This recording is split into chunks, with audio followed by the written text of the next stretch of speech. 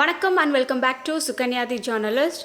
கரூர் சம்பவத்துக்கு பிறகு டிவிகே தலைவர் விஜய் அவர்கள் கலந்து கொண்ட நிகழ்ச்சி இதுதான். ஸோ இன்றைக்கி டிவிகே சைடில் இருந்து ஒரு பொதுக்குழு கூட்டம் நடைபெற்று இருந்துச்சு.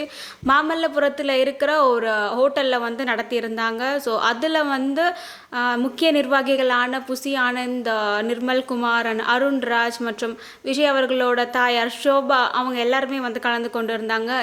இந்த பொதுக்குழு கூட்டத்தில் டிவிகே சைட்லேருந்து 12 தீர்மானங்கள் நிறைவேற்றம் பண்ணியிருக்காங்க. விழா தொடங்குறதுக்கு முன்னாடி கரூரில் நடந்த அந்த ஒரு துயர சம்பவத்திற்காக ஒரு மௌன அஞ்சலியை டிவிகே சைட்லேருந்து செலுத்தியிருந்தாங்க. கரூரில் கூட்ட நெரிசலாகி 41 பேர்கிட்ட உயிரிழந்த நிலையில் அவங்களுக்கான ஒரு அஞ்சலியும், அண்ட் கோயம்புத்தூரில் இப்போ நடந்த அந்த மாணவிக்கான ஒரு பாலியல் வன்கொடுமை நடந்திருக்கு, அதற்காக அவங்க ஒரு கண்டனத்தையுமே தெரிவிச்சிருக்காங்க. இந்த ஒரு சம்பவத்திற்கான ஒரு தண்டனையை திமுக அரசு பெற்று தரணும்னு சொல்லிட்டு அவங்க அதில் வலியுறுத்தியிருக்காங்க. இலங்கை விவகாரத்தில் மீனவர்கள் தொடர்ந்து கைது செய்யப்பட்டு வந்துட்டு இருக்காங்க. ஸோ இதற்காக தமிழக முதல்வர் கடிதம் ஒன்று எழுதியிருந்தாங்க. ஸோ கடிதம் மட்டும் எழுதிட்டு மௌனம் காப்பது ஏன்ற ஒரு கேள்வி விஜய் அவர்கள் வச்சிருக்காரு.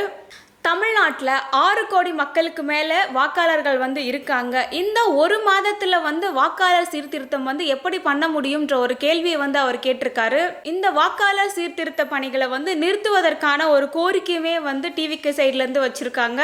மழையால் விவசாயத்தில் நெல் கொள்முதல் எல்லாமே பாதிக்கப்பட்டிருந்துச்சு. ஸோ டெல்டா மாவட்டங்களில் முறையாக நெல் கொள்முதல் பண்ணாததுனால திமுக அரசுக்குமே டிவிகே தலைவர் விஜய் அவர்கள் கண்டனத்தை தெரிவிச்சிருக்காரு.